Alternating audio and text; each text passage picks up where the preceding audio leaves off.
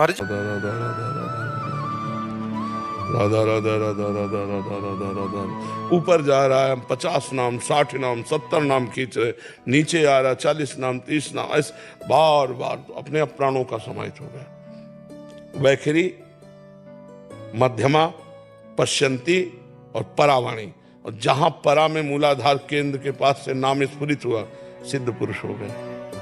निरंतर चिंतन, यस्य स्मरण मात्रेण जन्म संसार बंधनात् विमुच्यते नमस्तस्मै विष्णुवे प्रभु विष्णुवे।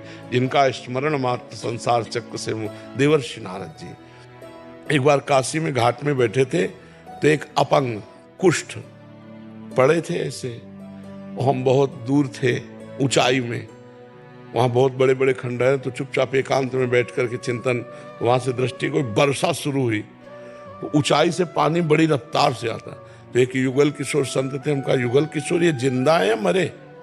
बोले नहीं बाबा जिंदा। हम कहा अरे यार ये पानी की धारा आ रही, इनको तो बहा के गंगा में। अरे बोले बाबा काशी। अरे हम कहा काशी है, हम आंखों से देख रहे हैं कि बोले कुष्ठी है, उसके को मवाद सब चूता है। अरे रुको, फौरन अचला कसा और नजदीक गए। हाँ ऐसे थे, उनको ऐसे उठाया, बल था शरीर में उस समय, कोई किडनी विडनी का कोई चक्कर नहीं था, तो ऐसे उठाया हाथ में और सीढ़ियाँ चढ़कर ऊपर बारंडे में ले गए जहाँ संत निवास था। संतों ने मना किया है इनको यहाँ। अरे हम कहा 1 मिनट में आपकी भी दुर्दशा ऐसी हो सकती है, आप कैसे घृणा करते हो। जब उनको लिटाया ना, और उन्होंने धीरे से ऐसे हाथ मवाद भरा हमारे, ऐसे तो ऐसा लगा हमें कि हमें कैसे बताएं, जैसे हम विश्व का सब कुछ प्राप्त कर लिया। एकदम हृदय इतना शीत, और वो आंखों से देख करके ऐसा लग रहा था कि वात्सल्य झर रहा है उनके।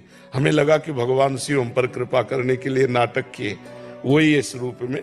तो कभी अगर अवसर मिल जाए, कोई कुष्ठी, कोई बीमार, कोई ऐसी दशा में है और उस समय आपको जरूरत है, तो आप अपनी बाबूगिरी पर मत ध्यान दो, आप उस समय नीच से नीच सेवा कर दो, बस सब कुछ प्राप्त हो जाएगा। जन्म जन्म के किए पाप तत्काल भस्म हो जाते हैं दूसरों की सेवा करने से। तो आज जो हमारा समाज बिगड़ता जा रहा है, वो दूसरों के शोषण की वृत्ति रख के बिगड़ता जा रहा है। अगर दूसरे के पोषण के बाद कि भैया तुम भूखे मत रहो, आज हम भूखे रह लेंगे, लो हमारा हिस्सा का भोजन पालो, ए तुम ठंडी से कांप रहे हो, हम एक कपड़े से काम चलाएं, लो हमारा कोट पहन लो तुम।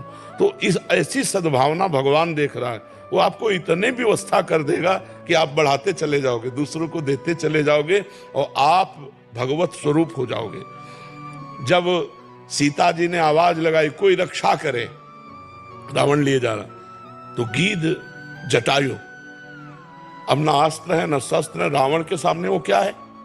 रावण के सामने गीध जटायु क्या? बड़े बड़े लोकपाल थर्राते थे, लेकिन टूट पड़ा का पापी, तू सीता को नहीं ले जा सकता मेरे जीते जी।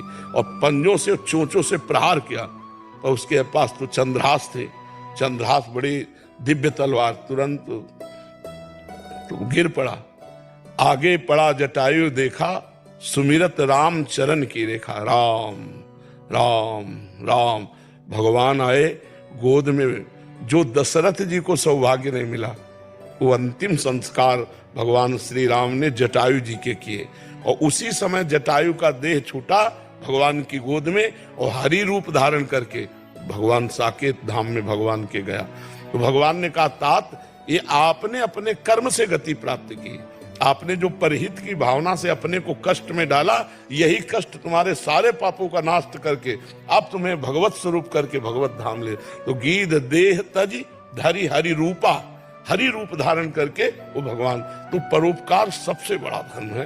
तो नाम जप करो, और कभी अवसर मिल जाए किसी की सेवा का, वो चूकना मत, वो भगवान ने आपको अवसर दिया है। आपके जीवन में इतने सारे जो आपके महापुरुष आपके जीवन में आए, इनसे प्रधान प्रधान शिक्षाएं आपने, जैसे आपने शिक्षा शब्द में उड़िया बाबा, संस्कार मंत्र, ये सब शिक्षा शब्द में उड़िया बाबा। नैष्ठिक ब्रह्मचर्य से लेकर अभी तक आदर्श हमारे पूज उड़िया आज भी है, कल भी थे, आगे भी रहेंगे। इसमें कोई सिद्धांतिक जो नींव, बिल्कुल इसमें कोई परिवर्तन नहीं। अद्वितीय महापुरुष पूज्यपाद श्री पूर्णानंद गिरी जी उड़िया बाबा जी महाराज, अद्वितीय महापुरुष, अद्वितीय निष्ठा, न पहले न अब न आगे, इस निष्ठा की जगह कोई नहीं ले सकता। संप्रदाय और उपासना बात अलग है, जो संपूर्ण निष्ठा की बात है, वो आज भी हम उड़िया बाबा को हमारे आदर्श है, कल भी थे, कल भी रहेंगे, इसमें कोई अंतर नहीं।